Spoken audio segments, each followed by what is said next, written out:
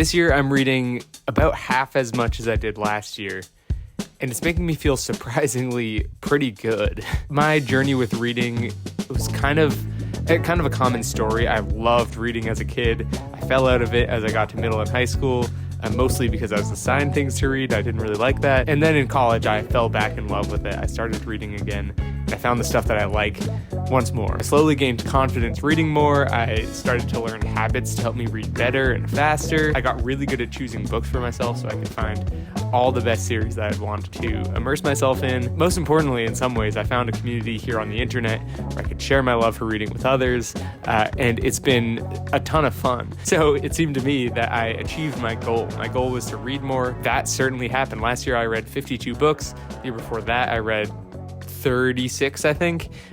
This year I'm around 20 books. So that's a pretty steep, this late in the year, we have 1 month left to go. That's a pretty steep drop off from last year, going from 52 down to like 20 something. And I want to, I was looking at that and I was thinking about it, and I'm thinking about my mental state now. I'm thinking about my mental state back then. I feel weirdly a lot better now. I got what I thought I wanted, which was to read a ton of books.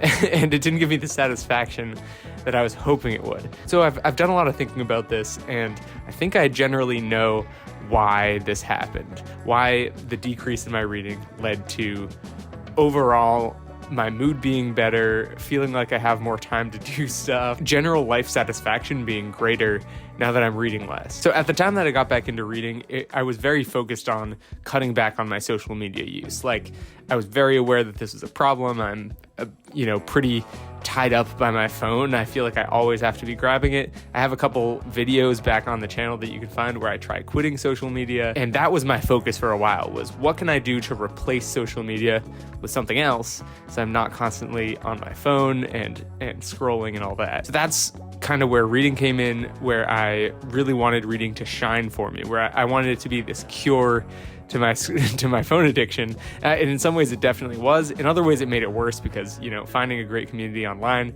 tends to suck you into the online space a little more easily. But that was the idea, that I could replace my screen time with reading. And at first that was fantastic. It was a weight off my shoulders to be able to pick up a book and not get consumed by, scrolling in this endless cycle of content, where I could read something that has a finite beginning and a finite end, and then decide if I want to pick something else up. The autonomy in that, the control was, it's intoxicating in some ways. It's after so long feeling like I'm sort of stuck in an online space, it's really good, and it did what I wanted it to. But after a while, so I didn't notice the way that it was kind of consuming me and consuming my life until I got to camp this year. I'm a camp counselor in the summer. I don't know if I will be in the future, but I have been for many years. So I got to camp. I deleted TikTok off my phone. I brought a bunch of books to read, and then suddenly I didn't want to read them. I'd gone a year and a half at that point with reading at a really fast pace. Most of the books that I read this year, I read in the spring before camp.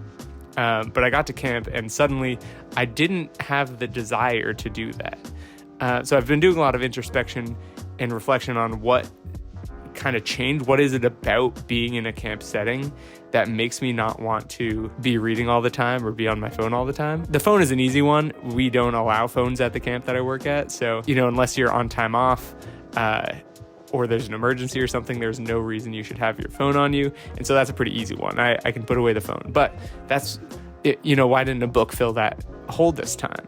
I was a little bit startled by it and really curious as to why that was. And what I've come up with is that when my life is most engaging, when I am consumed enough by whatever I'm doing in my life, I don't feel the need to escape. Mind-blowing, right? When I like the life I'm living, where I have enough to do and I'm staying occupied, I have very little desire or need for any sort of distraction, which, saying it now, it feels so obvious. Like I should have been able to see it this whole time, where that's the answer. Like if I'm living a life that I enjoy and that I'm fulfilled by, that I'm participating fully in, I won't want to read that much, which makes me think back to my college experience, which I thought I was, enjoying myself and having a good time, and, doing my schoolwork and all that. But, school is school. It's not easy. And I wanted an escape from that. And so there were the books, there was the social media, the desire to escape into those media sources was crucial to me. That was like where my life satisfaction, engagement was coming from. And it's not that that's a bad thing. I think it's something I needed at the time. But I think this past summer, and even up until now, I don't need it in the same way that I did. Which leaves me in an interesting spot because I love reading. And now I suddenly don't feel the need to as much. Here's my thought process. I think that this provides me with the opportunity to get back into reading in a healthy way. Because rather than relying on it for a needed dose of escapism, I can now choose it as a conscious mode of entertainment. I'm going to say that again in the hopes that I can understand it better. Rather than using it as a crutch to fill in sort of gaps that I maybe wasn't noticing in my life, I'm now able to look at it as what it is, a form of entertainment for me, and use it for that purpose without relying on it, without needing it in order to be happy. I can now engage with it from a place of security. I feel like I can get back into reading with a newfound sense of security and a maturity that I didn't have towards it before. There's this quote that really resonates with me that I think applies here. It's from Ursula K. Le Guin, and she said, "If the direction of escape is towards freedom, then what is escapism an accusation of?" Well, my answer for that, when I hear that, I think escapism is an accusation of feeling constricted, of feeling locked in your own life, of feeling oppressed in some way and wanting to get out of that. It's an accusation of the world around you in some ways, of your circumstances. It's an accusation of a desire for more. It's accusing yourself of wanting more. And so I think the fact that I was gravitating so much towards escapism goes along well with that. So my goal at this point, the thing that I'm trying to do now, is to begin reading again, which I have, but begin reading again at a pace that is both I've been reading too slow almost. I read maybe 3 books in the last 5 months, which isn't that's something. It's not nothing, but I would like to be reading faster. I think I'm getting tired of books by the end because they're just taking me a long time.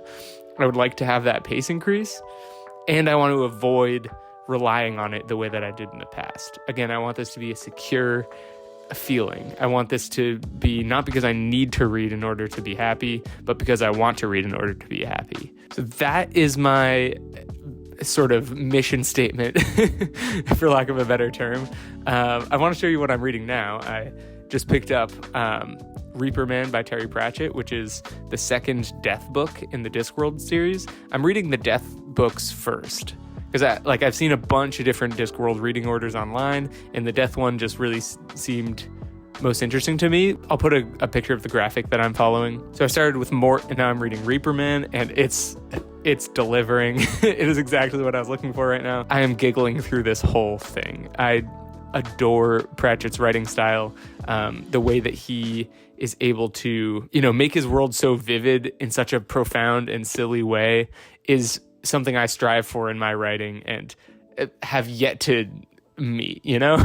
His writing is a huge inspiration to me, and I'm reading this in hopes that I can pick back up some of that more absurd style. I'm really hoping to put that into more of my own work, and hoping that this rubs off on me in the way that I want it to. So this one's definitely helping me pick back up the pace. I'm already, I think, 18% of the way through it, 3 days in. So my pace is slowly but surely increasing. I'm gonna keep tabs on how I'm feeling during this process, because again, if it becomes a problem, it's no better than a phone addiction. It's really not worth reading if it's going to be taking over my life the way it was before. I think largely this is a lesson in moderation. I need to know my limits in terms of reading. I need to know how much is too much, how much is not enough. And I think I've hit both ends of that spectrum in the past 16 months or whatever. I've read way too much and I've read way too little. And I felt kind of like crap at both points in time. Let me know what you're doing for your reading habits right now. How do you feel about how you're reading right now? Is the pace good?